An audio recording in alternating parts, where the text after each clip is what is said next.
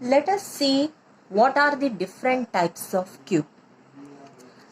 We'll see the different types of queues are: first one, ordinary queue; second, circular queue; third, double-ended queue; fourth, priority queue. So today we'll study about first one, ordinary queue and its operations. So we know what are the operations can be performed on the queue. The main operations on the queues are: insert an item into the queue, delete an item from the queue, display the contents of queue. Okay, so first we'll study the definition of ordinary queue. What is queue? Queue is defined as a special type of data structure where elements are inserted from one end and elements are deleted from the other end. Okay, here elements are inserted from one end and elements are deleted from the other end. The end from where the elements are inserted is called rear end, and end from where the elements are deleted is called front end. Okay, the first item inserted is the first item to be deleted from the queue. So we can say a queue is a first in first out data structure, or first FIFO, FIFO data structure. Okay, as I said, the elements are inserted in the queue at one end is called rear end. So here for the programming we can refer, or we can denote this rear end by small letter R, and we can denote a front end by letter F. Right? Now, so I already said the operations which can be performed on the queue is insert an item into the queue. Let us see how to insert an item into the queue. Now I'll take only 4 elements, 10, 20, 30, 40 are to be inserted into the queue with F equal to 0, that is front end is 0 and rear end will point to 3. Okay, so now I'll insert this item. We'll check it out. So now F will point to 0. As I go on insert 10, rear is incremented to next index value 1, and now rear is incremented by 1. Insert third item and rear is incremented by 1, and insert fourth item and rear is incremented by 1. Right? Now I want to insert one more item, 50. It has to be inserted at rear R equal to 4. Now we have to increment R by 1, as I said. This is achieved by this. R is equal to R plus 1, and next insert item into new rth position. So after inserting 50, my rear will point to this. Right? Previous it was here. Right? Now, if R has already reached queue size minus 1, what do you mean by queue size minus 1? Here, what is my queue size? I'll take queue size as 1, 2, 3, 4, 5. 5 minus 1, that is 4. It's already reached queue size minus 1. Queue is already full. Now, we have to display the message as queue is already full. So next I can't insert any item. So with what condition I can write the code? If R is equal to queue size minus 1, queue is overflow and return. Right? Now, this is a C function to insert an integer into item. Void. Insert from the rear end. Right? If R is equal to queue size minus 1, that means R reached its queue size, then queue is overflow, return. We cannot enter a new item. Then next we have to go for, if this condition is false, increment R by 1 and insert item. Okay, this is how we can insert the item into the rear end R. Next we'll go for next operation, delete from front end.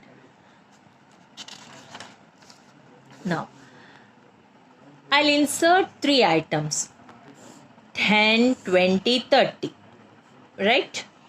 My queue size is 0, 1, 2, 3, 4th index, queue size is 5. F is initialized to 0. Initially R is, if there is no item is inserted, then R will point to minus 1. So I need to insert 10. R is incremented by 1, right? Insert 10. Again R is incremented by, insert 20. R is incremented by 1, insert 30, right? Now I want to delete a first item. As I said, queue is a first in first out. So if I call a delete an item, then it will delete a front item that is pointed by F index, that is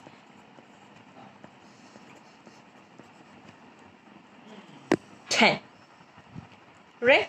So here the item deleted, we can write like this, a code, printf item deleted is equal to %d Q of F is written. Then F should be incremented by 1. Right? Update the position of front item. Now F will point to this. Now after deleting second item, same code will run here. So this is 20.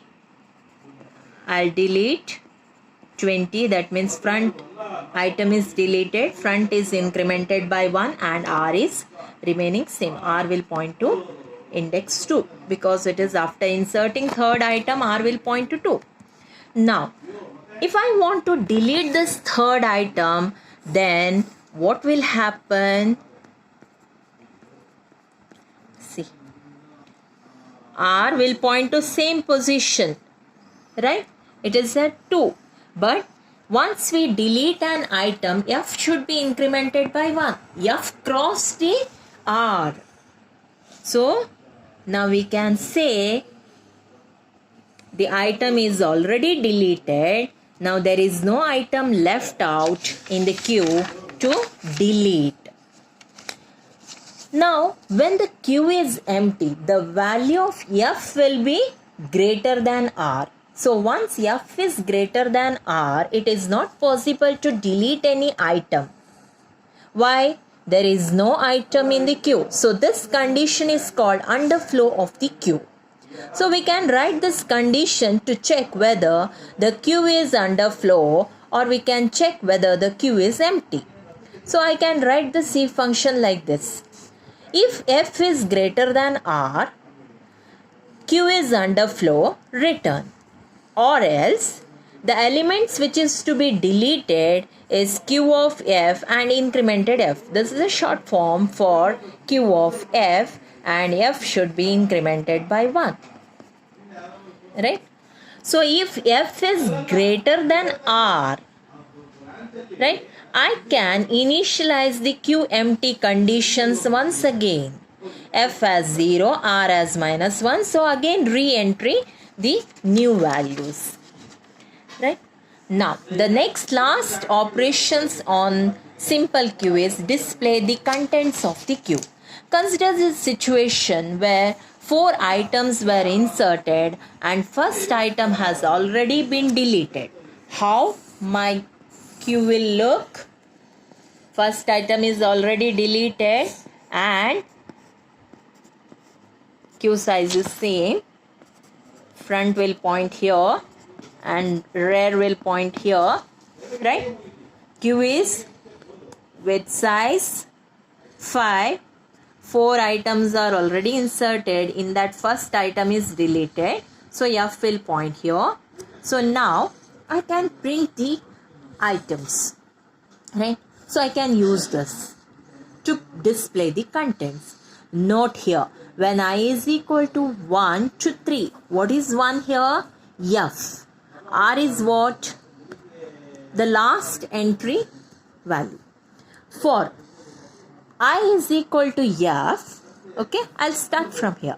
I less than or equal to R, I is incremented, right?